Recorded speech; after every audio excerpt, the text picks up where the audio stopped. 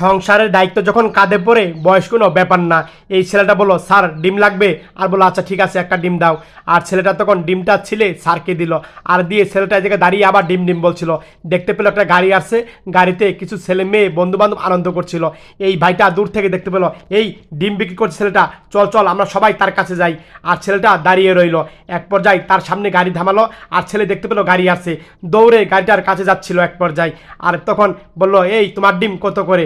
আর তখন বলল ডিম 70 টাকা হালি। আর বলল তোমার ডিম? আর না স্যার আমার ডিম না। আর তখন তারা মজা করলো, আনন্দ করলো, ঠিক আছে দাও দাও ডিম দাও। আর তখন ডিম ছেলে দিল। আর এই ডিমে তো ছোটো, তারপর আবার এত টাকা দাম। সবাই হাসাহাসি করছে, স্যার আমি ছোটো বলে আপনারা আনন্দ করছেন? না না বাবা ঠিক আছে ঠিক আছে। আর এক পর্যায়ে তারা সবাই ডিম খেলো। আর খাওয়ার পরে সবাইকে এক এক করে ডিম দিচ্ছিল ওই ছেলেটা। সবাই তৃপ্তি সহকারে ডিম খাচ্ছে। আর খাওয়ার পর বললো স্যার টাকা দেন তাহলে।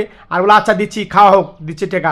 আর তখন সবাই চলে গেছে, স্যার টাকা দেন না। স্যার ধাক্কা মেরে ছেলেকেই ফেলে দিল, আর ছেলে ডিমগুলো পড়ে গেল। আর তখন গাড়ি নিয়ে তারা চলে গেল, স্যার আমার টাকা। এক পর্যায়ে কান্না করছিল বসে বসে। একটা মাইকু গাড়ি আসলো, আর বললো কি বাবা কি হয়েছে, কান্না কেন করছো? আর তখন বসলো, হুজুর দেখেন না কয়েকজন লোক এসে আমার ডিম খেলো। আর তখন ডিম খেয়ে তাদের কাছে টাকা চাইলাম, তারা আমাকে টাকা দিল না। তারা আমাকে ধাক্কা মেরে দরজা লাগিয়ে তারা গাড়ি নিয়ে চলে গেল। এখন আমি বাড়িতে মাকে কি বলবো, মাকে আমি কি টাকা দিব, এভাবে কথা বলছিল।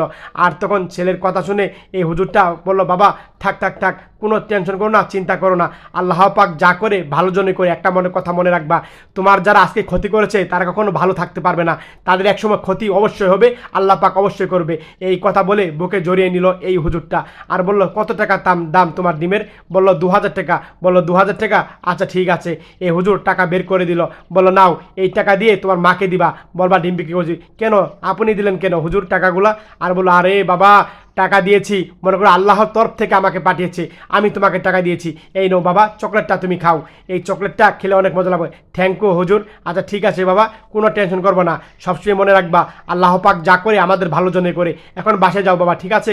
ছেলেকে বাসায় পাঠিয়ে দিল। ভালো লাগলে শেয়ার করে